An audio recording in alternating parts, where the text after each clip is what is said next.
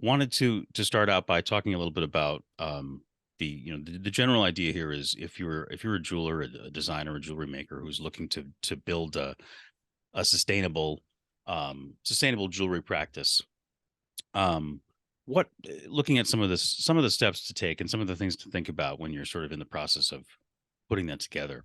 And one of the first things I know that I've heard you talk about a lot is you really have to sit down first and really think about your own values and sort of identifying those, and then deciding how to communicate those. Do you want to talk a little bit about that, like what that starting point is for somebody Yeah, who's in the beginning stages?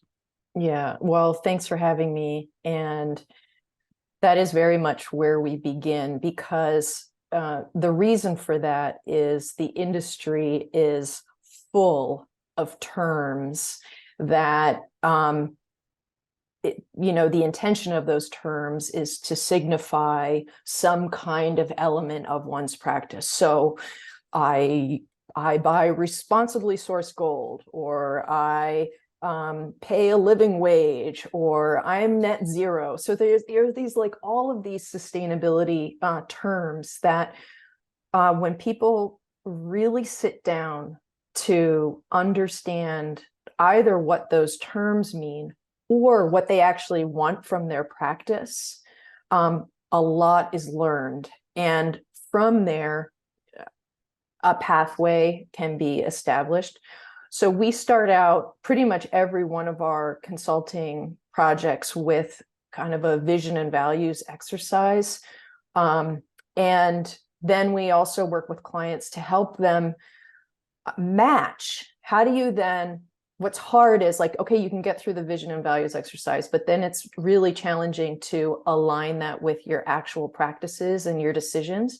So we tend to separate out sort of these aspirational feely things for what's your own personal identity and how you make your way through the world versus what can you actually do Mm. in the industry as it stands now. And what things are you comfortable with, and where would you like to push harder? Do you see yourself as a bold leader?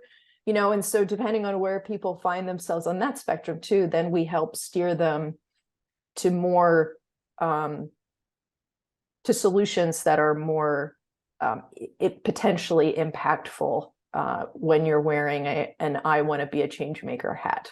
Right. And that probably leads into the second part of that, which is then, as you said, you have to get into the more practical part of it, which is, okay, how do these values sort of connect, or how are they going to connect, and how am I going to communicate them to the people now that I'm going out to and talking to that are going to be potentially suppliers, for me in the industry? What sort of advice are you giving at that stage where you're saying, okay, you've sort of identified where you are. How do you then take Yeah. that to the next step? So we have, it's sort of a multi-phase process. And if somebody has a long relationship with a supplier, your starting point looks a lot different because you have an established relationship. You already trust them. Sure. You have years of business together that you can draw on in that relationship and say, hey, are you interested in exploring this with me? Or are you interested in doing this with me? So we first have to separate out whether or not the client has a relationship with a particular supplier or not. Is it something they want to explore or they have already?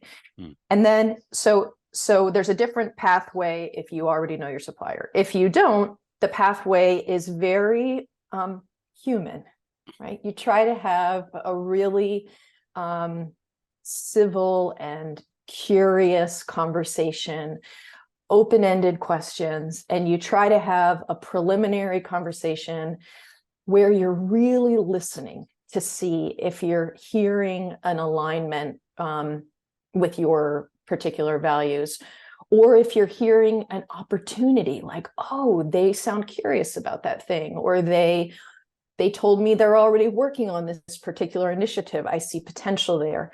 So once that preliminary kind of get to know you conversation happens, then you start to get a little more rigorous. It's like, because there is kind of generally accepted best practice which is not as exciting, but it is a requisite. And that's like, are they a legitimate business? Do they have their anti-money laundering program in place? Who benefits from that business? Who's the owner? Where do they operate from? So there is that other level too. And then when it comes to things, then it starts to get really specific. So if you want to be able to say X about your diamonds, what are the questions you need to ask your supplier, and what evidence do you need to ask for so that you can say this particular thing about the material you're sourcing? Right. So it is really about, I mean, I think that's the one thing maybe people don't realize. It's not just a matter of, I mean, that first step of that is very important, is making sure, like you said, they're a legitimate business. They, you have a general idea of how it works and who they are, but it's a relationship building at that point, trying to have that conversation. That sort of connects, I'm sure, into there must be such, I'm sure there are situations too where you realize that if you're a, a jeweler and you're speaking to a supplier, there must be those situations where they might not be sharing exactly the same values per se that you are. And I think I've heard you talk about this before, and it's interesting because it's not something where that's going to just shut the conversation down and be like, well, we're not on the same page here. But surely there's advice to say, here's not just here's how to communicate it, but what happens when they don't maybe quite align. But as you said, you have to look for those opportunities that I'm sure come up to have to take that conversation in a different direction and say, this is what I'm trying to do. Yeah. It's very personal. So there are definitely folks that we've worked with for whom there is a very clear line of, if I notice X, Y, or Z, I am not doing business with that person. If they cannot deliver on this request, I will not do business with this company. And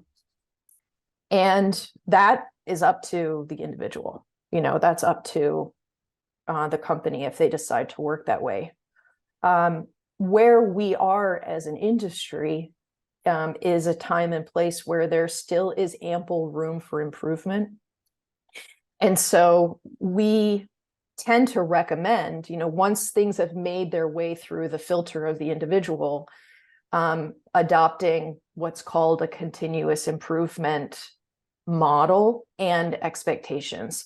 And this is like something that is both human, right? We all are improving in our lives, so our businesses, right? It's very, very real. And at the same time, it's the model that's coming down from the top, like from OECD, which is sort of the largest recommending body on cooperative, country to country cooperative development programs.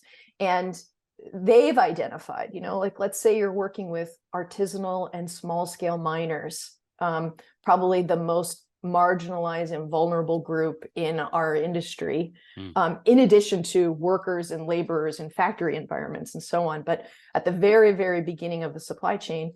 And you can't have expectations that are unrealistic. You have to take their circumstance as it is in the moment.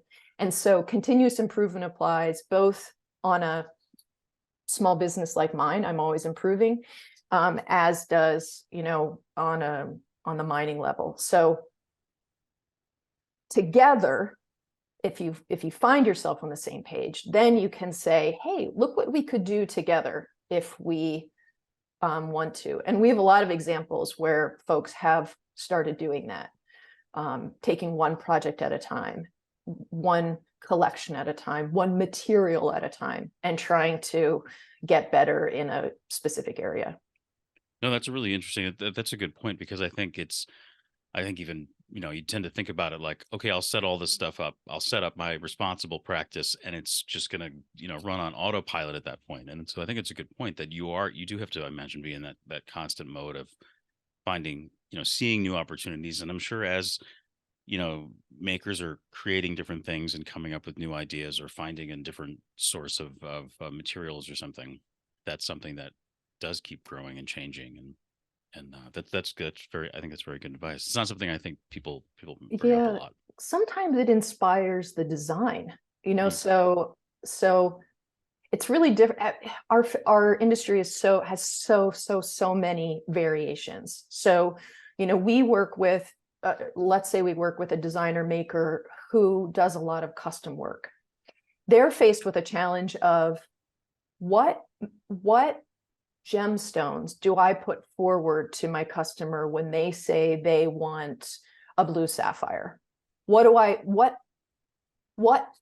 I actually offer them? Do I say, Right. I'm going to scour the planet for the exact stone that you say that you want?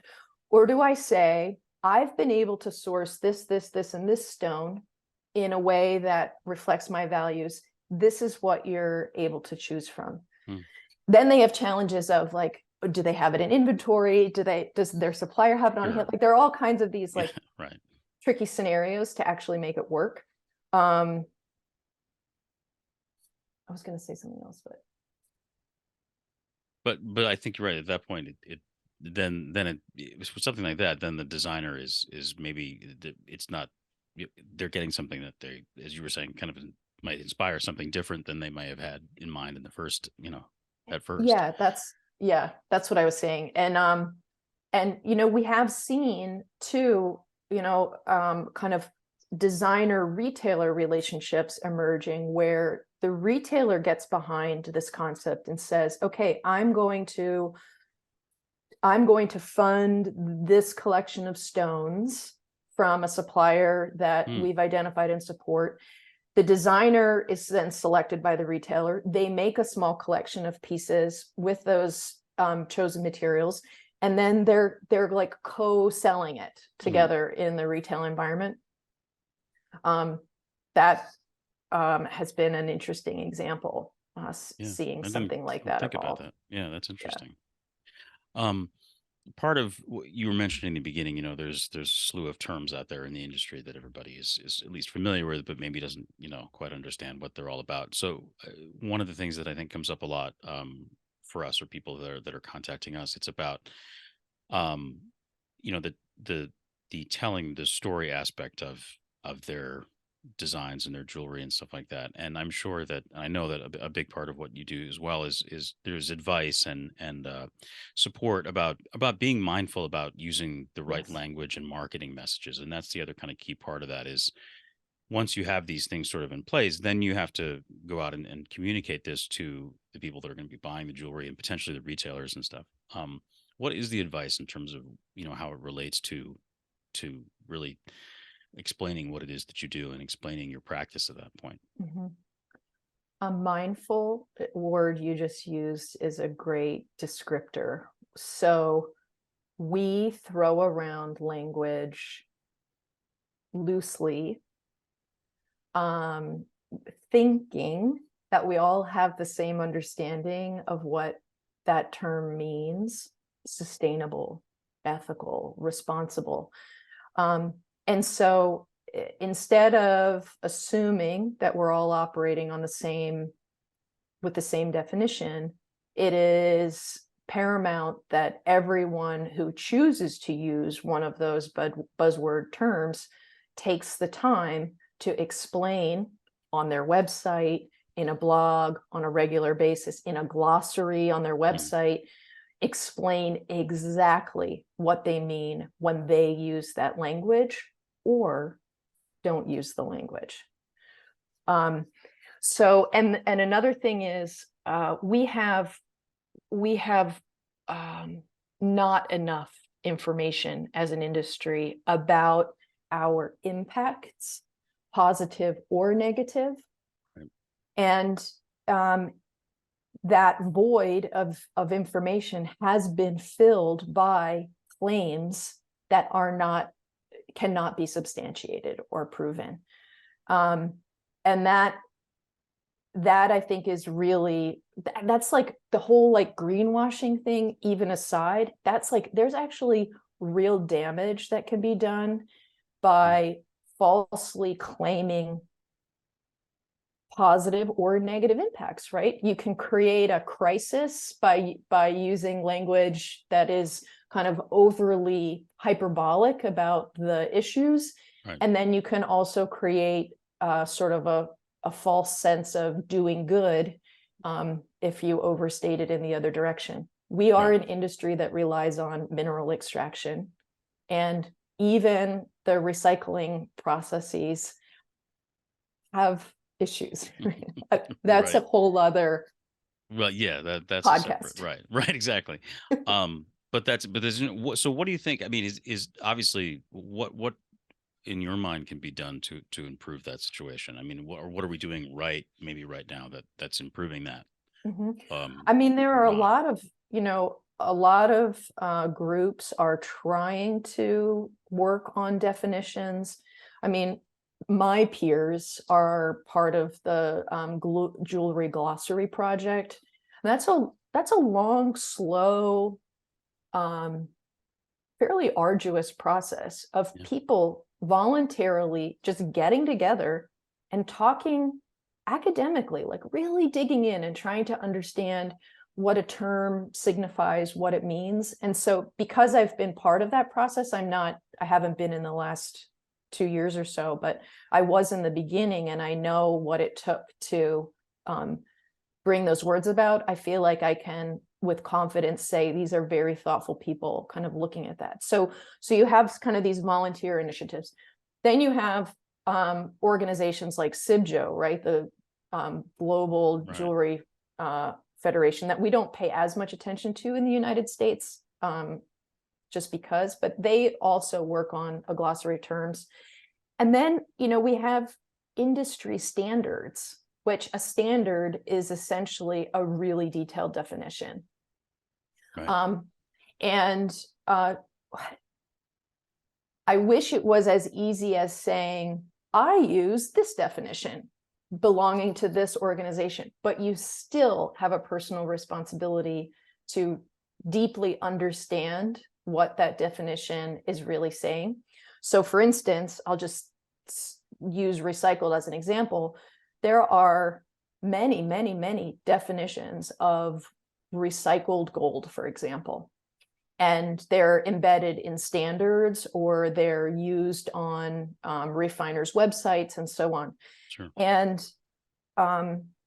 what you're looking for when you're trying to understand what a recycled gold definition means, for example, is how careful does the person, business, company using that definition have to be about where they're sourcing from to provide the recycled content. The definition will help you understand that, so that you're supporting something that isn't necessarily, it was mined yesterday, it got turned into a bullion bar, and now it's getting melted down again. Right. And it's called recycled. Right. Doesn't match Exactly. what we think it means. I think the only last point is that this is on a cycle, so once you have kind of programs and decisions in place for how you're doing things, revisiting them like at minimum on an annual basis to check in. We found that some jewelers are able to do this a lot at the beginning of the year, the beginning of an annual cycle, because it's less busy at that time. So setting a cadence or a rhythm for checking in with your suppliers and really just building it into the other work that you do. No, that's perfect. That's great.